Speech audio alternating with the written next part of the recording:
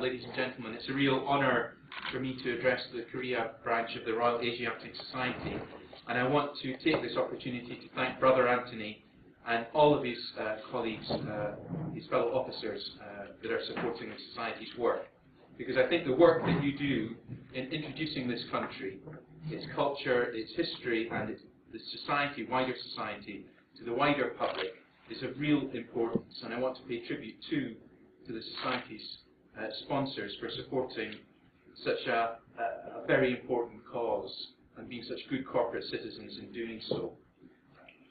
The Somerset Palace, of course, is one of the foremost sponsors in that sense, and the Somerset Palace here has been the venue for many erudite and stimulating lectures on a huge variety of subjects, and it's hosted many impressive cultural performances under the Society's auspices in recent years.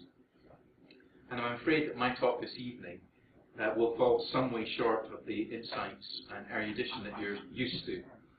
But I thought it might be of some interest just to talk about what the British Ambassador to the Republic of Korea does in the early years of the 21st century, and compare it a little bit to the experience of some of my predecessors over the 130 years since the establishment of diplomatic relations between Chosun and the United Kingdom, and reflect on how the head of missions role in Seoul has changed in that period.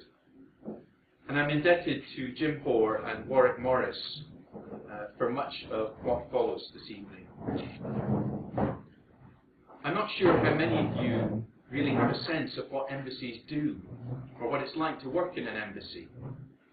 The caricature in the UK is a life of endless cocktail parties and diplomats sipping champagne and eating Ferrero Rocher chocolates. I doubt if it ever really was quite like that. But if it was, then it certainly isn't like that now. In fact, if you want to get a feel for the reality, you could do worse. You could do worse than watch the recent comedy series on the BBC called Ambassadors, starring David Mitchell and Robert Webb.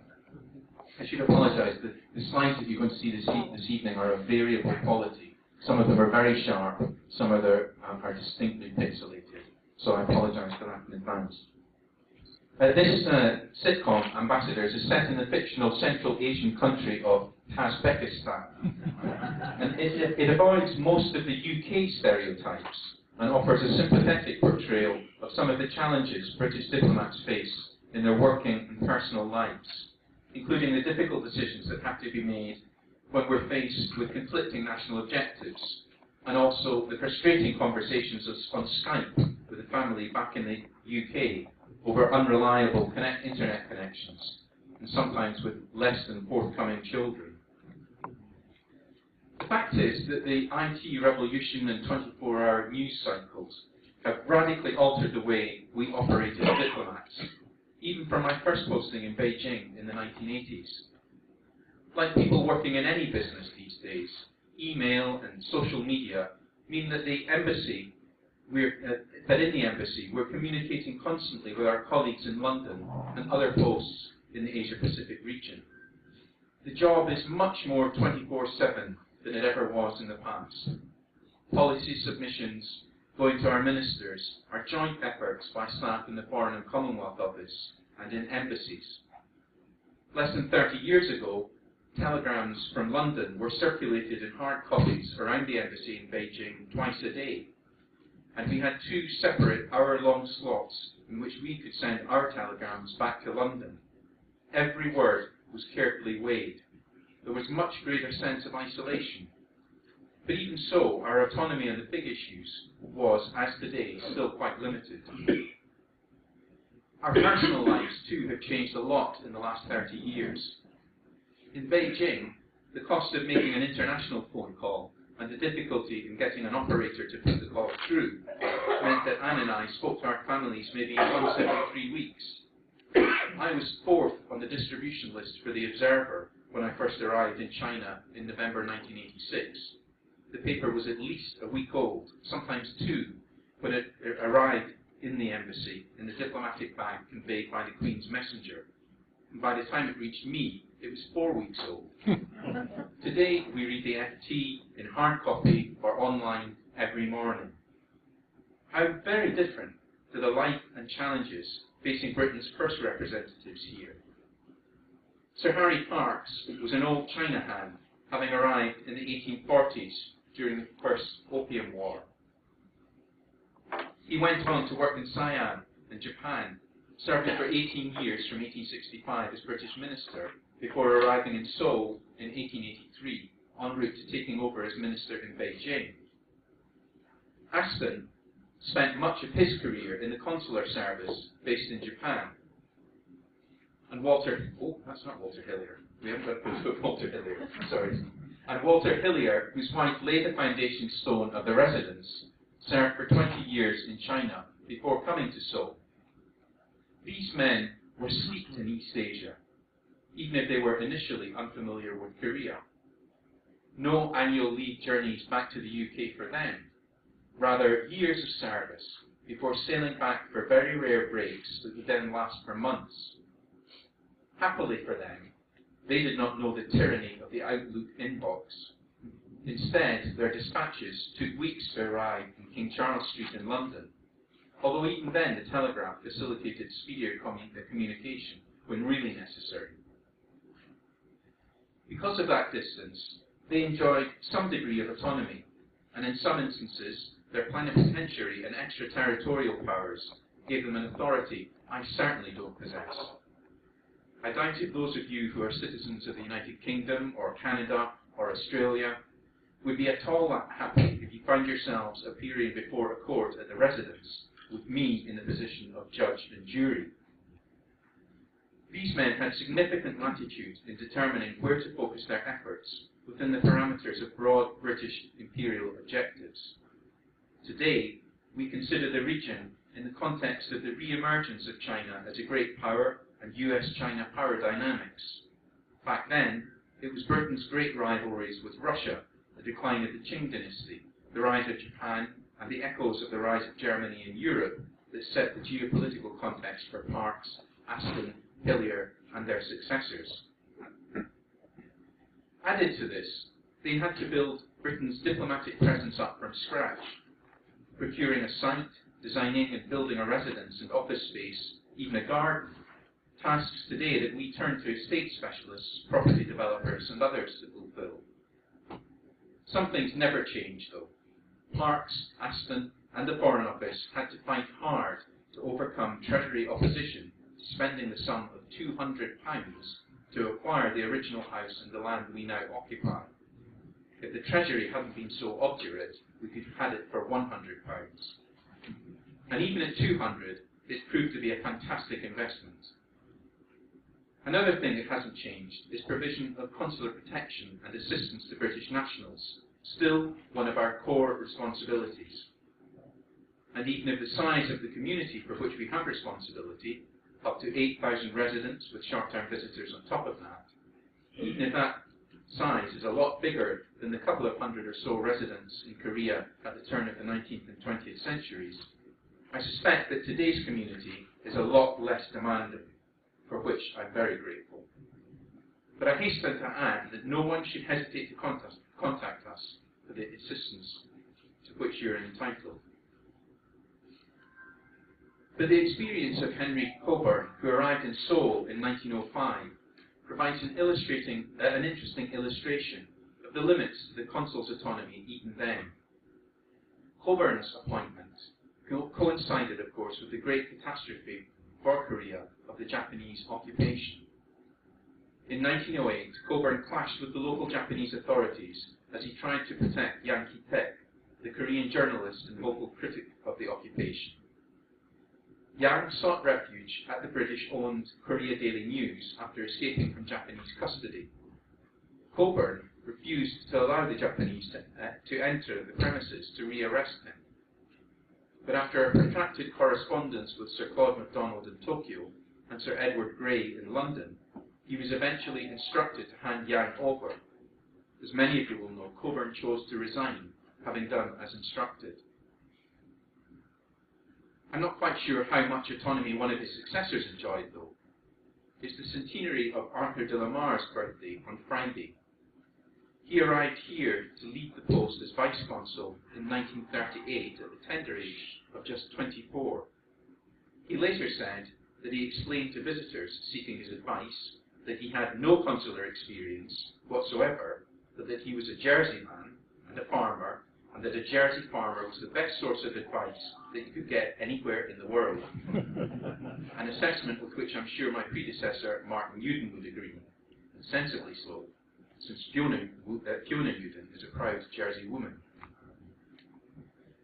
For very obvious reasons, I'm relieved that my tenure as ambassador has, so far at least, been less dramatic than Sir Vivian Holt's was as minister at the outbreak of the Korean War. And this is Sir Vivian on the screen.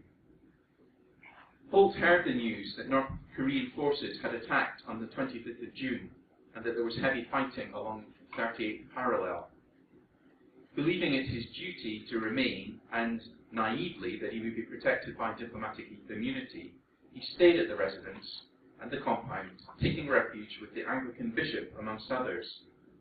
With his colleagues, who included George Blake, who incidentally is still living in Moscow in his 90s, Holt spent the hours waiting for the arrival of North Korean troops by destroying codebooks and secret documents, before being detained and then marched north to Pyongyang and beyond. When he was released 3 years later, his health was broken, but while George Blake, one of his co-captives, broke and was turned by his captors, Holt maintained his integrity. Monsignor Thomas Quinlan, the Prefect Apostolic of Chuncheon, later wrote, "I wish formally to place on record the courage, heroism and kindness of Captain Vivian Holt, the British minister in Seoul. Time and again during captivity he fought my case with the Koreans, declaring that not only was I a priest of God, but an Irish citizen, and Ireland wasn't in this shindy, but the Koreans wouldn't listen." Of course, many Irishmen were indeed involved in that particular shindy. The experiences of these men have an epic quality about them, even though some are within living memory. Our work today seems much more mundane, but in terms of UK national interests, I would argue that it's just as, and in some respects, even more important. So what do we do in the embassy? What do I do? Well, the purpose of the Foreign and Commonwealth Office is very simple and clear. We promote British interests overseas, supporting our citizens and businesses around the globe. And so fundamentally, that's what we do here in Korea as well. We've quite a large team working on trade and investment, including defence sales, and small teams working on political issues, economic issues, science and innovation, climate change, and media and public affairs. We have a small consular section. My defence attaché, Brigadier Cliff, is supported by a warrant officer, and underpinning all of our activities is a corporate services section, although many of our back office functions are now provided from the embassy in Manila.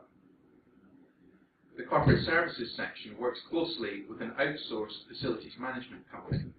We have around 15 UK-based staff and about 70 locally engaged staff, most of them Korean, and most of them female, as it happens.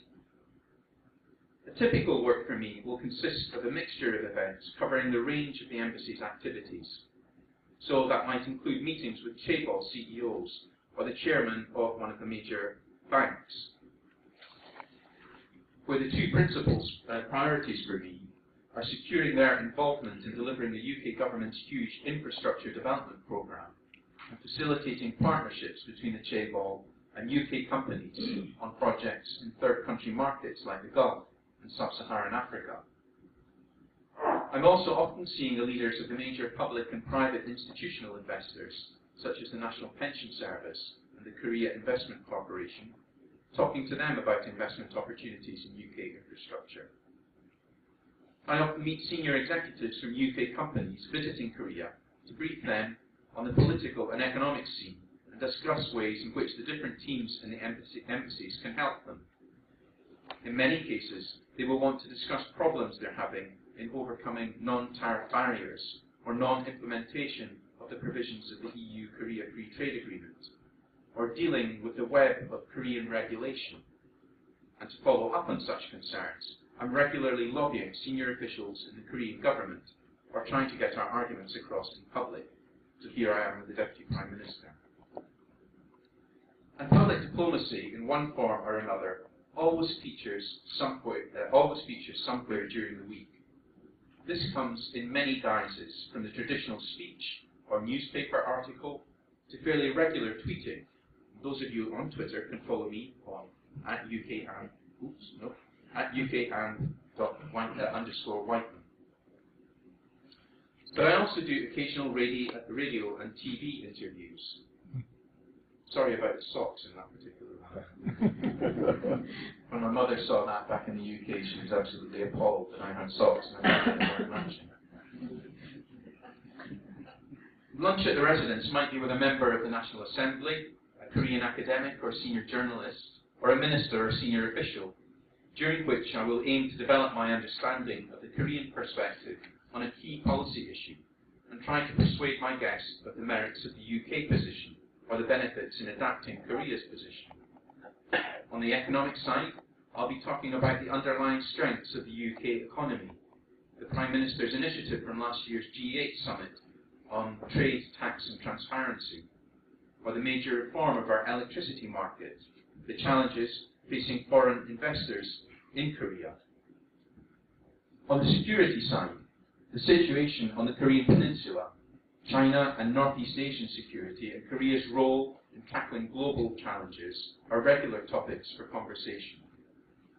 Guests are often interested in learning how our ambassador in Pyongyang sees the situation, or my own experiences of visiting the North, of which more later. Quite often, I find myself making congratulatory remarks at the opening of a conference, or a seminar, or a new UK business in Korea. I'm ashamed that in contrast to my immediate predecessors, Warwick Morris and Martin Newton, my Korean isn't good enough for me to offer these entirely in Korean. But I usually have the first few paragraphs translated, and I'm able to read these out, and I hope that people appreciate that I've at least made an effort. These occasions are an opportunity for me to develop my contact network, open doors in target organisations for colleagues in the embassy, and get across some core messages. So, for example, this afternoon, I opened the Green Building Seminar at the Plaza Hotel. I used this to talk a little bit about the UK government's approach to combating dangerous climate change, the economic opportunities available to Korean firms from developing the low-carbon economy here in Korea, the importance of ambitious action from the Korean government, and the capabilities of UK firms in this area. Sometimes, as Woody Allen would say, it's simply a question of just showing up. Our last ambassador in Tokyo called it the Zen of ambassadorship. Surprisingly, it can take quite a bit of getting used to. The day might close with a dinner or reception at the residence. These come in many forms, perhaps a reception for a visiting commercial delegation. Here it's the Lord Mayor of London promoting UK legal services with the chairwoman of the National Assembly Judicial and Legal Affairs Committee and the President of the Korean Bar Association among the guests. Or it might be something focused on deepening research and development links. We're investing a lot of effort in working with UK alumni associations in Korea, which I see as a relatively untapped resource for the UK. And many of our alumni particularly enjoy coming to Broughton's Bar in the embassy basement. And that's a great opportunity for them to meet Koreans who've studied at the same university in the UK. And it's a great opportunity for us to build up networks of specialists to whom we can turn for advice and help in advancing our objectives, and to strengthen the bilateral relationship in specific areas, for example, nuclear safety, or financial services, or the creative sector. And our alumni are our best ambassadors for the UK's world-class higher education institutions, helping us to convince more Korean students to consider the UK, and more Korean parents that their children should go to the UK rather than the US or China or Australia for under and postgraduate studies. In fact, the range of events we host at the Embassy in residence these days is very varied indeed. Looking at photographs from the early part of the 20th century, the impression one gets is that events at the residence focus very much on entertaining other members of the expatriate community, including the odd fancy dress party, with the purpose being more social than business. Things are very different now. We are actively encouraging UK firms and organisations to look on the residence as a resource. So now we have companies using the house or the garden to launch their presence in Korea, or as a venue for a seminar, or as a unique location to hold a fashion show to launch this year's autumn collection, or perhaps for a dinner party to seduce a key Korean business partner. But of course, we have retained some of the traditional events, notably the Queen's birthday party and the biennial Royal Asiatic Society garden party. As some of you will know, I missed the Society's event last year because of a flight cancellation from Pyongyang, where I had spent the previous week. And that is one area where my experience has been very different from most of my post-war predecessors. Inter-Korean relations are, for very obvious reasons, an important priority for the Embassy. Our objectives are to work for peace on the peninsula, for the protection of the freedoms of the citizens of the Republic of Korea, for the denuclearization of the peninsula and elimination of North Korea's proliferation activities, and for the human rights of North Koreans. We work very closely with our colleagues in Pyongyang, communicating with them on a daily basis. We also coordinate closely with the South Korean authorities, the US and other embassies, as well as the members of UN Command. The life of my colleague in Pyongyang, Mike Gifford, is very different. Here's a picture of his residence. That's it at the far end of that block of buildings. And these are the embassy staff flats. And this is the embassy itself. We are in fact tenants of the German embassy, occupying office space and apartments in the old East German embassy compound. Life for our colleagues in Pyongyang is very hard. They are isolated, the expat community is very small, the availability of goods and fresh produce is incredibly limited, and as a consequence, 2 members of staff have to take our 2 Discovery Land Rover vehicles and drive them north to Dandong on the border across the river once every month or so to fill the 2 Land Rovers up with goods, fresh produce, meat, vegetables that can be taken back and used by the staff over the next 3 or 4 weeks. Medical facilities are very poor, and of course flight availability is very limited too. Professionally, for our colleagues in Pyongyang, work is very challenging. Even down to basic things like arranging appointments can take weeks. They have very limited access to officials within the Korean government, and they need to take every opportunity to get our points across. They find the local residents extremely reticent. It's very, very difficult for ordinary North Korean citizens to speak to foreign diplomats. And it's difficult for our diplomats to get permission to travel outside a very narrow range of places in North Korea. The purpose of our embassy in Pyongyang is to pursue our policy there of critical engagement with the North Korean authorities. And it has 2 basic focuses. The first is sustained dialogue with the North Korean authorities on their nuclear and ballistic missile programs, trying to get across our arguments that the North Korean government's policies in these areas are completely unacceptable. The second focus is on the human rights situation in North Korea.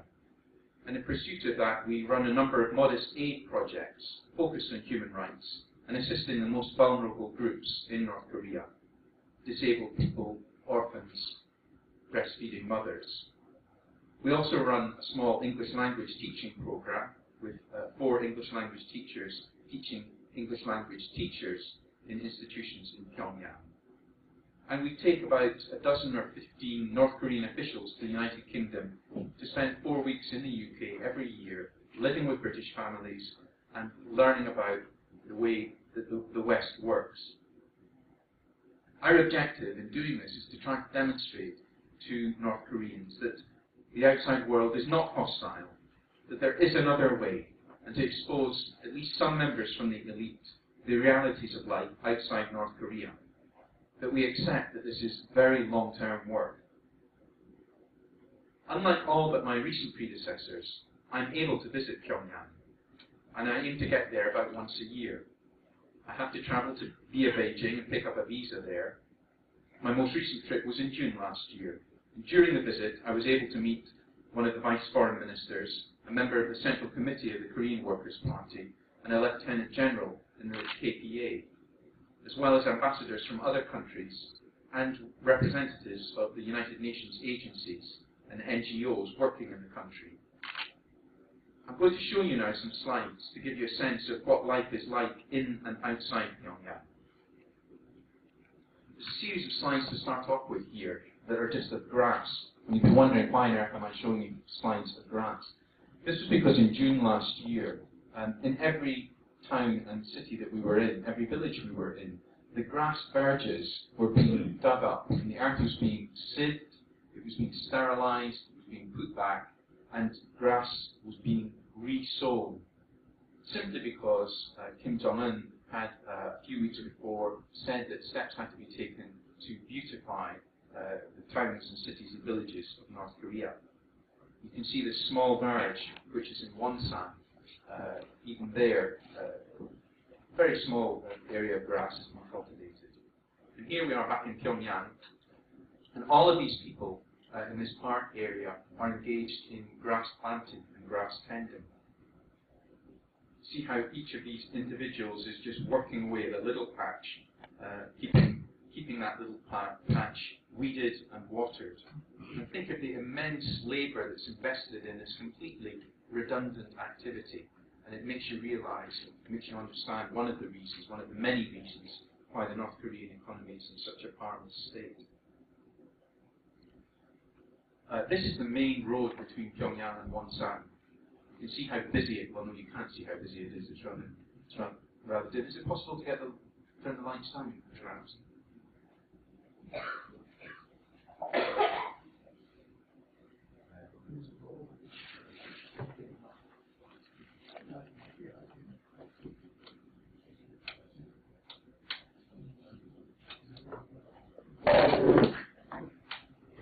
It's not going to work.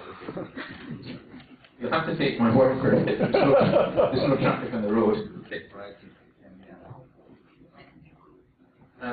This is one of the vehicles that we passed on the way to Wonsan. Thank you very much.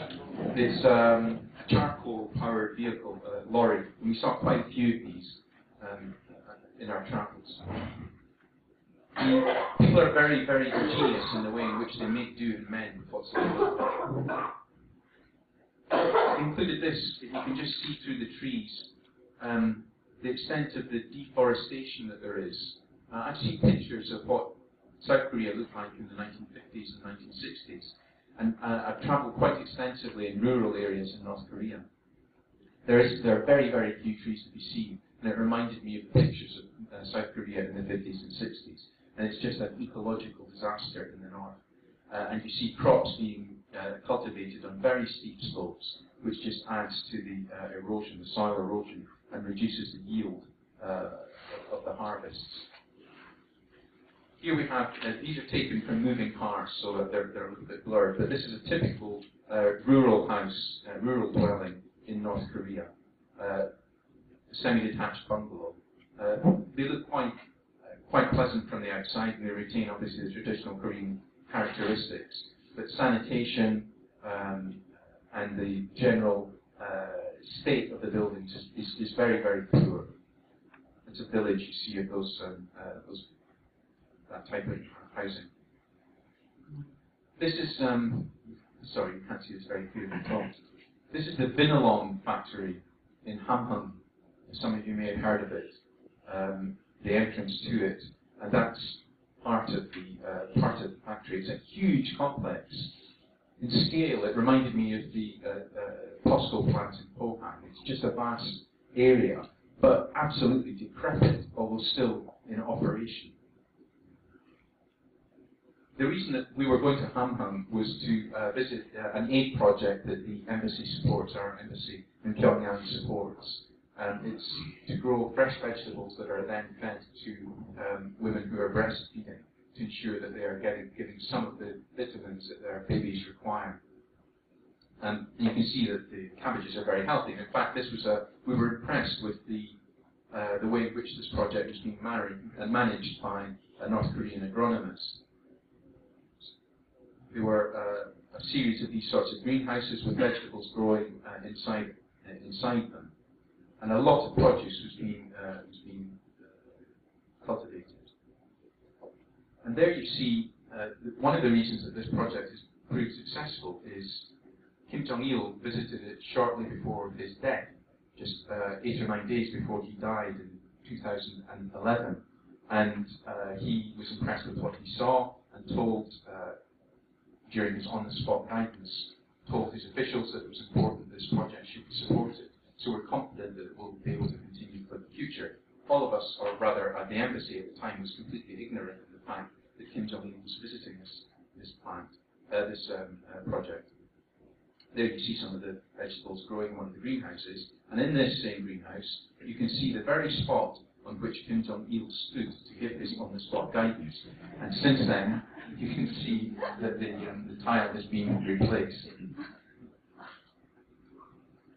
We were then, we spent the night outside Pyongyang in what passes for a resort on the coast, just north of Wonsan. This was one of the villas. There were about 16 of these sorts of villas, which we were accommodated in. There was no one else staying in this particular resort at the time. It was right on the beach, and it was very basic, but the beds were comfortable enough. But I just want to show you the bathroom. There was the supply of running water was very intermittent, and so when we were taken into our bathrooms, we were shown that there was a bath full of water. Can you just make out a little red basin on the right-hand side of the bath? You use that basin to take water out of the bath to flush the toilet. And what you can't really see, just below the wash hand basin, is a very big red bucket with a lid on it. And that was filled with water as well. And you may be able to see, can you see a wire that's hanging down from the heating element attached to the wall? Can you see a white wire just running down? Mm-hmm. Yeah. So that was attached to a heating element that you just held with your hand. And to heat the water up, you took this heating element, put it in the water, and then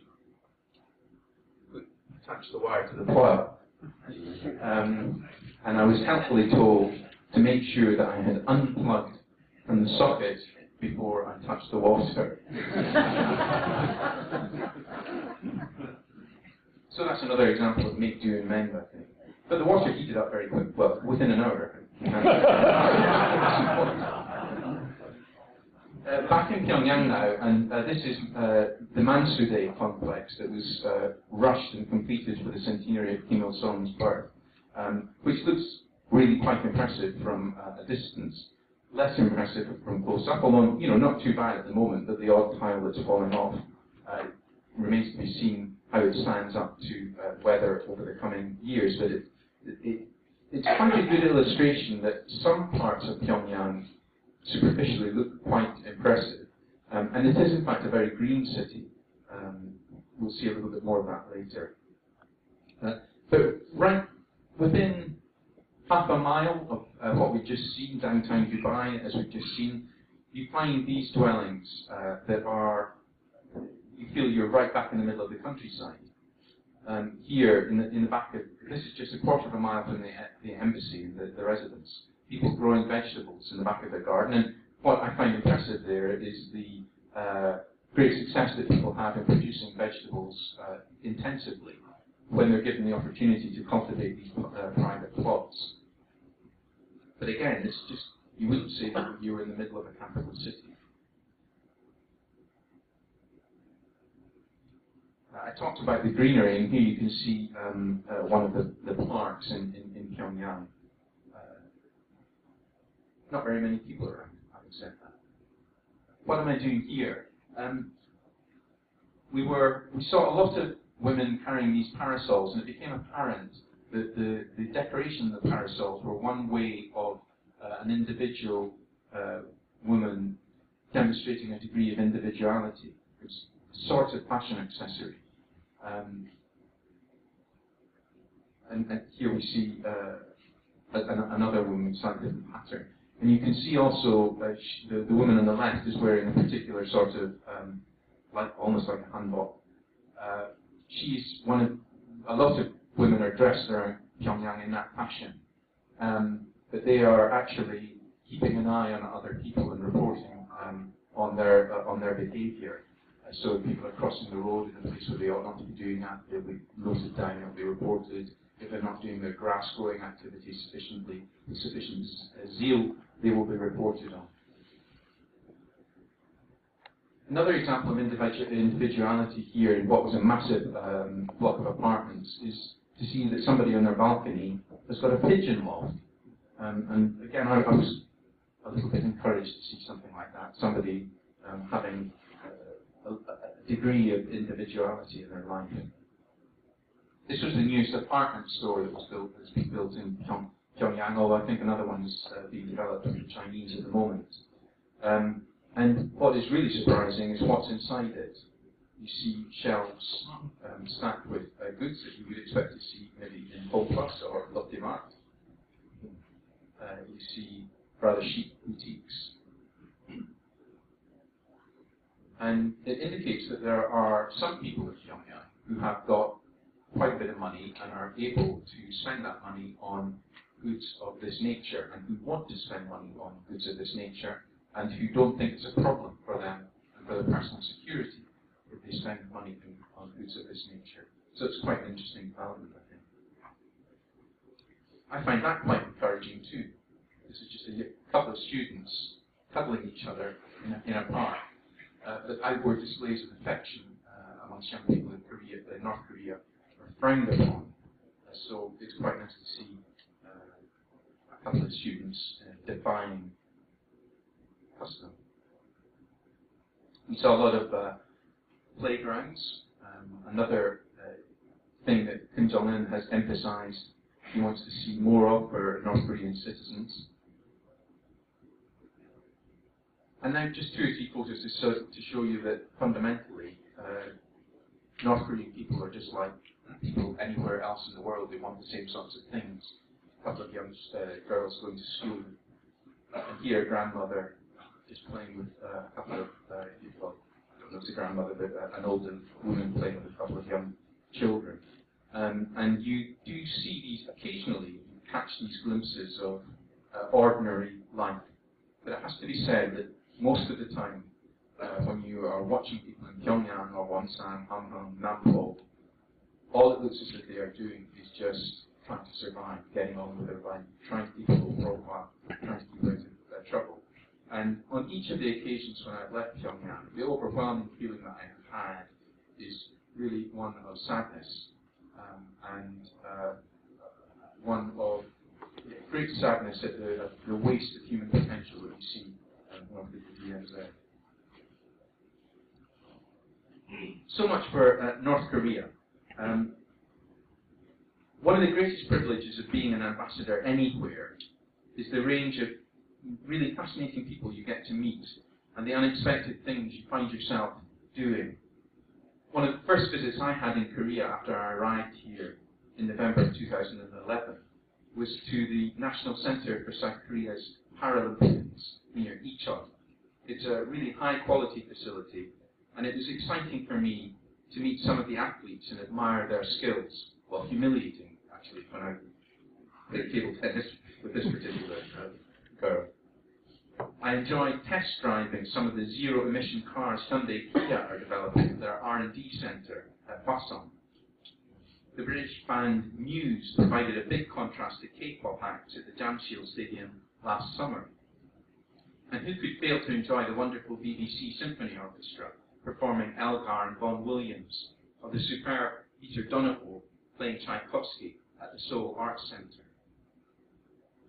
But unquestionably, the most memorable experience for Anne and myself has been being part of the official British suite for President Park's state visit to the United Kingdom in November last year. For the UK, state visits are very special occasions. There are only 2 each year. Her Majesty takes a very personal interest in the programme and ensuring that her guest enjoys and gets value from the experience. The guest stays at Buckingham Palace during the official part of the visit, and it really is a family occasion. The Duke of York collected the President from her hotel to escort her to Horse Guards Parade for the official welcome. The Duke of Edinburgh accompanied the President as she inspected the Guard of Honour at Horse Guards Parade. At the welcoming lunch, the Earl of Wessex, the Princess Royal, the Duke and Duchess of Gloucester, as well as Her Majesty Prince Philip and the Duke of York, were all there. The Duke of Cambridge welcomed the President to the ceremony where she broke ground on a new Korean War memorial on Victoria Embankment outside the Ministry of Defence. And of course, with all the pageantry, the visit looked fantastic. But an important objective for me was that the visit shouldn't just be about the traditional, well-known images of the United Kingdom. I wanted it also to showcase the best of contemporary Britain and be about the substance of our close bilateral relationship and building for the future. So we arranged for the President to view some of the cutting-edge technologies, including this invisibility cloak made of metamaterials being developed at Imperial College. The President opened a new global CEO forum to foster new business-to-business collaborations, and a joint economic and trade committee in which the 2 governments are identifying barriers to doing business and taking steps to remove them, as well as working on new areas for growth. 22 agreements were signed during the visit between the 2 governments, our universities and research institutes, and our businesses. The challenge for the Embassy and our colleagues in the UK and Korea now is to ensure that these agreements don't just remain bits of paper, but translate into new R&D collaborations, new business deals, practical cooperation on shared global challenges. And that is what is framing a lot of our work here in Seoul at the moment. I would like to finish by talking about something none of my predecessors ever did, and that is leading our great campaign here in Korea. I mentioned earlier the importance of public diplomacy in the work of the Embassy.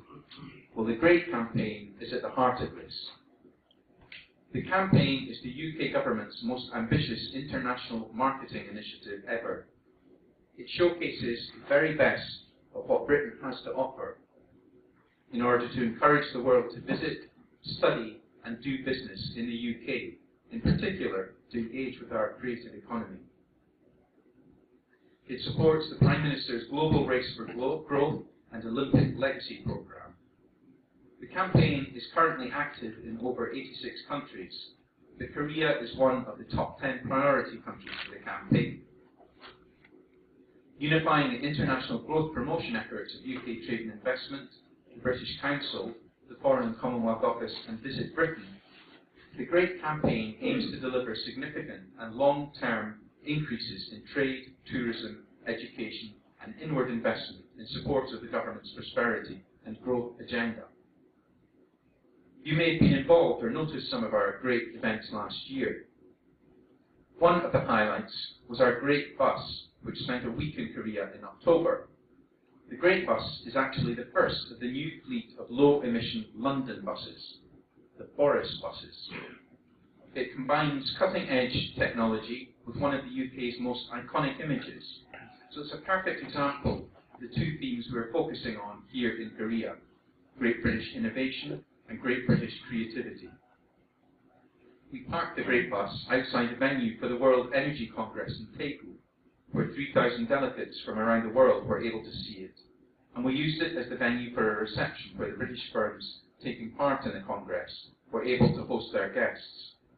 Later in the week, it was at COEX, where the cybersecurity conference was taking place, and William Hague was able to get on board, and it moved on to Gwanghwamun, where Seoulites were able to hop on for a ride. Our next big events are the Great Festival and Great Week at the end of March. The festival will take place in Garamsukil. The street will feature lots of Union Jacks. The bars in the street serving British beers and whiskies and fashion stores carrying British designs will be decked out with our great branding. We aim to drive more consumers to engage with the best of British food and drink and best of British fashion. And in the following Great Week, the focus will move from consumers to businesses as we stage events that will match Korean buyers, distributors and agents with great British companies. This is all work in support of hard-nosed commercial objectives. And that perhaps takes us back full circle to the objective of the first British diplomats who came to Korea over 100 years ago. Because it was arguably the defence of Britain's trade interests in India that drew us into China, and then the defence of the trade interests we subsequently developed in China that drew us into Korea. Then, as now, we find that Britain's security interests and our economic interests are inextricably linked. We can't pursue one while neglecting the other. But the UK and Korea have both changed hugely in the intervening period. We now share the same broad economic and political values. We're both highly trade-dependent nations. Like the UK, Korea increasingly has global interests, and it's increasingly playing an active and positive role on the international stage, tackling global challenges and supporting the rules-based international system on which the future prosperity of both of our countries depends. It's unquestionably in British interests that our two countries should work ever more closely together to seize the opportunities and manage the risks of globalisation. There's a huge range of areas where the embassy can make, and I think is making, a difference. It all means that while being the British ambassador in Seoul is just as much an honour and privilege as being minister here must have been over 100 years ago, I'm convinced that the job is more stimulating and more rewarding than ever. Thank you very much.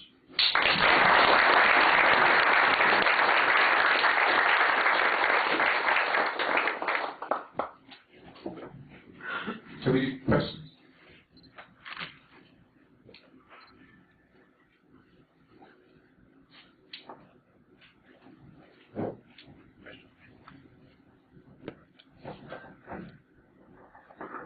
Very intimidating. Thank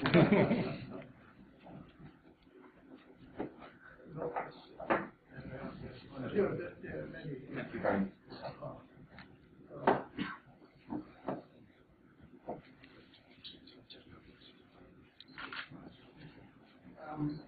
Yes, the question is about the defense industry. I think most Koreans and most foreigners here are aware that the Koreans historically have purchased defense equipment from the Americans. Could you just name a few of the UK defense companies that are actively engaged in the market or that are trying to be active in Korea? Yeah, surely. In fact, our defence equipment and technology relationship is developing in a very interesting way over the last 3 or 4 years. And it reflects the fact that our future requirements in the UK, for the UK Armed Forces, and the future requirements for Korea's armed forces show a lot of similarities. We've had a number of successes. Rolls-Royce hybrid engine, the MT-30, is being used or will be used in the next generation of Korea's frigates. We have agreed to, the Royal Navy is purchasing, Royal Naval Fleet Auxiliary is purchasing 4 tankers, Mars tankers they're called, which are being built in Kochi by DSME, but to a British design. 25% of the content is British manufactured, and that we're very confident is going to lead to joint export orders to third country markets as well. And then, perhaps most significantly of all, last year, Augusta Westland were selected for the Marine Operating Helicopter, the AW159, which will be used by the Korean Navy, particularly on anti-submarine operations. And it's now bidding for the next batch of those helicopters. And we think that also in the future for Korea's future requirements for fighter aircraft, I'm convinced that one way or another the United Kingdom is going to be significantly involved in the provision. But we're also involved in joint research as well in the defence area. We've got an agreement between ADD and counterparts in the United Kingdom, and that's focusing in on some very cutting-edge, sophisticated technologies. So I'm very optimistic about the future of the defence relationship.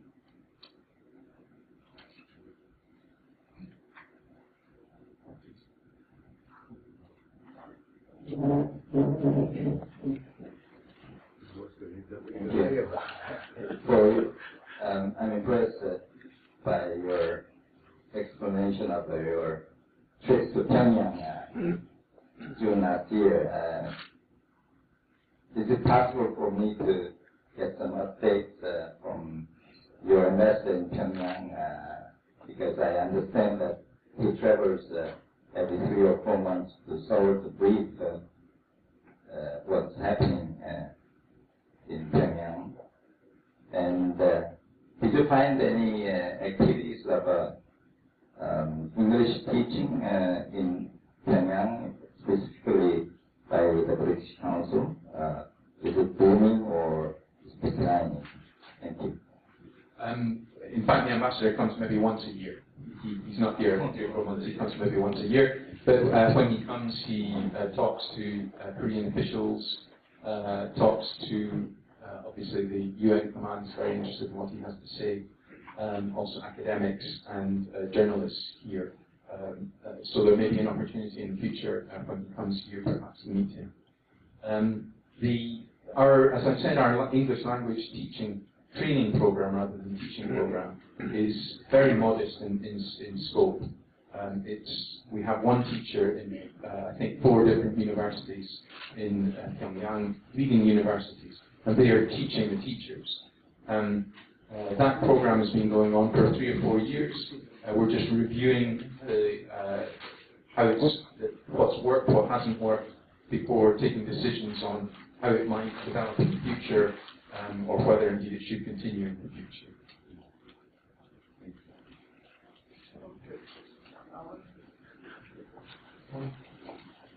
I think I read last year something about Commonwealth resources in respective foreign services being shared, Commonwealth countries.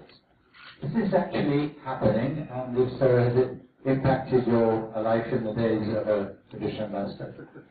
Do you want to pass the mic to Simon and he can perhaps ask a question? I'll take 2 together.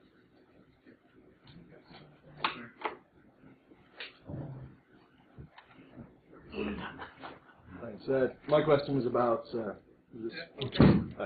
it's about the relations between Japan, China, and Korea, which are clearly at very low levels right now and very tense.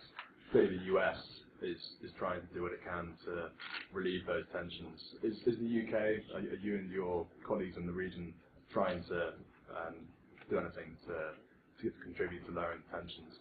And more broadly, do the bad relations complicate the job that you have to do in the region? I'll answer that carefully.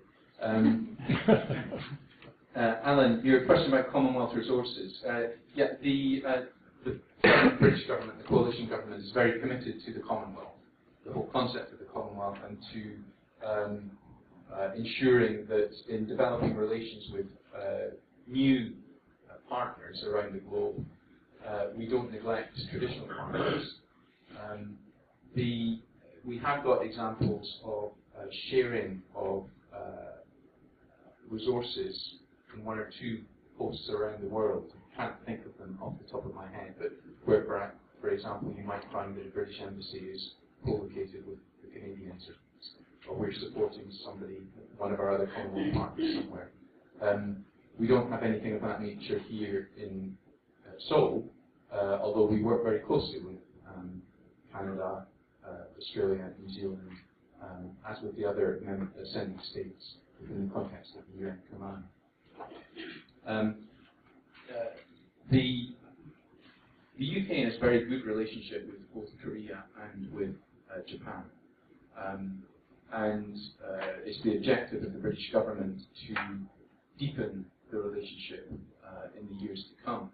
I think in both cases, our government's view is that both of those countries share our economic values, share our political values, and we are convinced that both of them have the potential to play a very constructive and helpful role internationally in tackling some of the big global challenges that we're facing, whether it's the economic challenges of managing a global economy, advancing the cause of open trade relationships, or tackling climate change, or whether it's the big security issues like proliferation.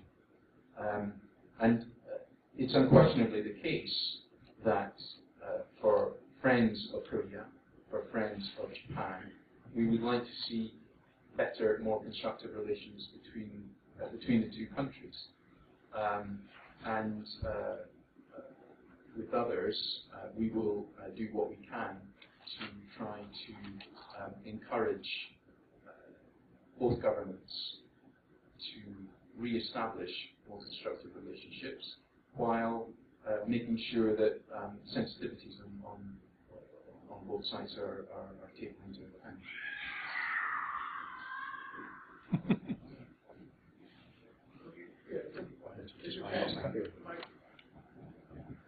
Okay, I found the heritage is great.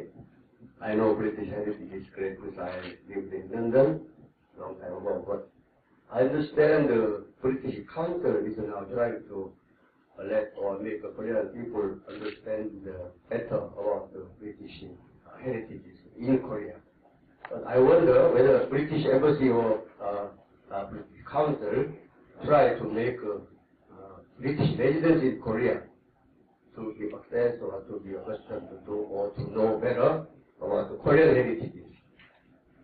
I wonder whether you can have any kind of program or you have any suggestion for the Korean heritage associations or institutions to try to introduce Korean heritage to the British people or British residents in Korea. British residents in Korea rather than British residents in the UK. It's not our job.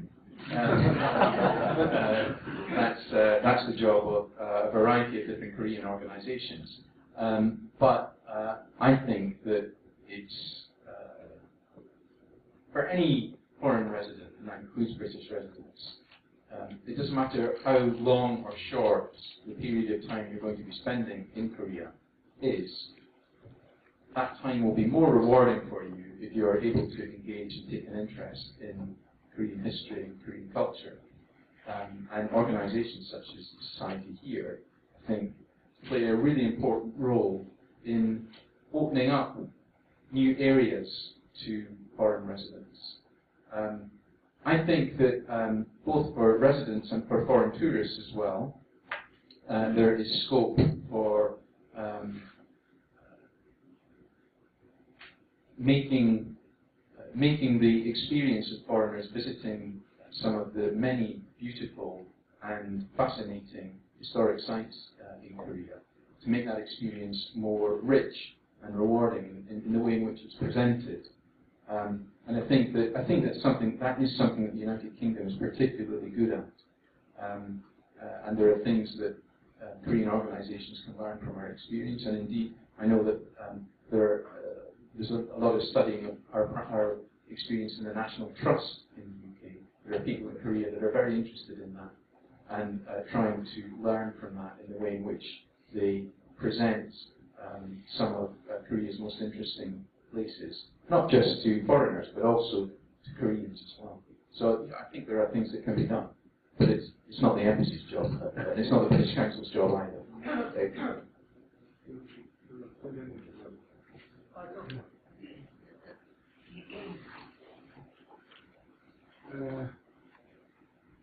Your embassy in Pyongyang. South Korea has no representative, America has no representative. Under the rather critical situation, North Korea and the US, can I expect some kind of on-the-spot report, etc., helping all the matter, North Korean nuclear missile, etc., the problem solving? I hope when you are the pioneer of all the diplomacy, your embassy in North Korea can help. Some kind of contribution to on-the-spot report, with the on-the-spot report to US, South Korea, etc. Can I expect too much, or? That's a reasonable expectation. We're not the only people that are represented in Pyongyang. There are 7 European Union members that have got embassies but there. you are the good friend of America.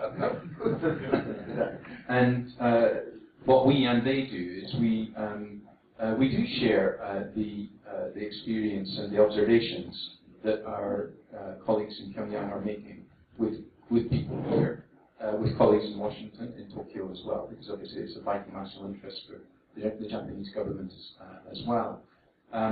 It's very difficult for embassies in Pyongyang to access information, but even some of the anecdotal observations that people are able to make, what's available in the markets, what people are wearing, what the rate of exchange is, the black market exchange, the official rate of exchange, all of that sort of information, the quality of the conversations that diplomats are having with officials in North Korea, all of that is of interest. And this is a collective endeavour, and so we don't keep all of that information to ourselves.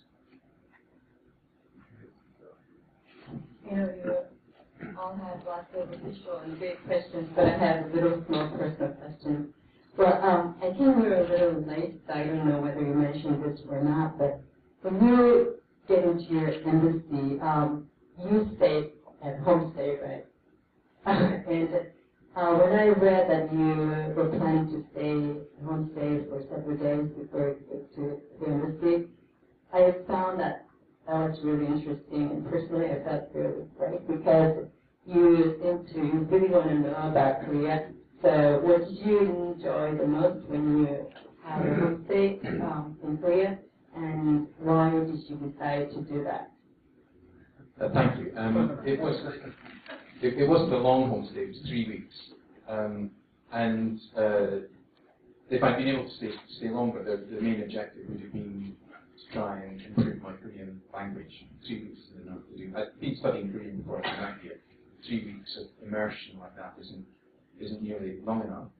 But my objective was just to, I hoped that the experience would give me some insights, some small insights into the way in which ordinary Korean people live their lives. And it was invaluable in that respect. And the couple that took care of me could not have been kinder, could not have been more generous in their time, in sharing their experience and sharing their home, and indeed the rest of their wider family with me. So that was the most valuable thing I got out of it.